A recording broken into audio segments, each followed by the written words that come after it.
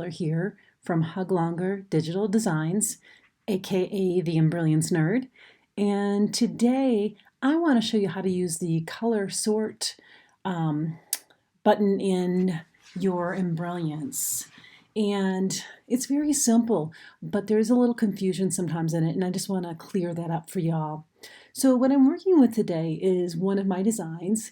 It's the Hug Longer in the Hoop QR code design for Valentine's Day. And if you read it with a QR reader or your camera on your phone, it's going to say, "Be my Valentine." But suppose we want to do a craft fair and we want to make several of them in all one hoop. If we have a bigger hoop, hey, that makes total sense. But what you don't want to do is you don't want to run one key fob outline and then one tack down and then one QR and then the backing, put the backing on and do one. You want to actually run all of the placement lines for each fob you're doing. If you're going to put 3 in there, you want to run all 3 placement lines, then all 3 tack downs, and so on and so forth, making it a much simpler process and not having to change your thread as many times. So that just makes more sense, doesn't it? Let's see how to do that. So what I'm going to do is I hit Command A. If you have a PC, you'll be hitting Control A, and that just grabs everything on your screen, A for all. And then I'm going to do Command C for copy.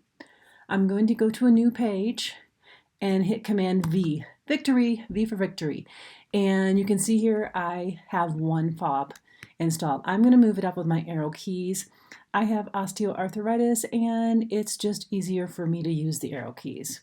And then I'm going to hit Command V again, or Control V, that is if you have a PC, and I'm going to bring this one down here. Again, I'm using my arrow keys just because it's easier for me. You can just grab it and go if you want, if that's easier for you. And then one final time, Command V. Oh, there's the third one. Now, we have this in a nice large hoop. I might be able to squeak some more in here, but we're just going to work with these because that's all we need to work with. So what I'd like to do is, again, have all the step 1s first, all the step 2s second, blah, blah, blah. I could go in here and I could grab this black and bring it up here. Then I could go down to this one and grab this black and then bring that up to the 3rd position. And I could do like that, and that would work. It takes a little bit of time and not too much for this design because there's only 4 steps. But if you're doing a design that has a lot more than 4 steps, it's a lot of time. Let's find an easier way to do this. So what we're going to do is we're going to go to your utility. And if you go down to the 3rd button, it'll say color sort.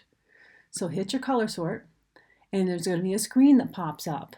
And the screen is going to show you the design has been reduced by 8 color changes. That's awesome. So now we have a chance to save it. Save it, okay? And I'm going to save it as a PES.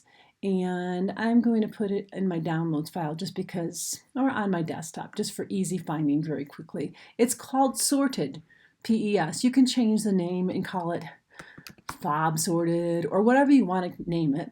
And then we're just going to hit Save. Okay. Now we come over to this file here. Nothing changed. It's still the same 12 steps. Okay.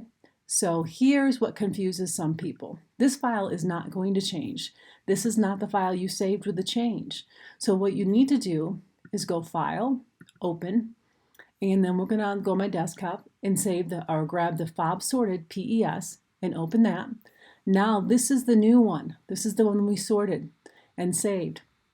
Now if we go over to our Stitch Simulator, you can see here that it's going to run all of the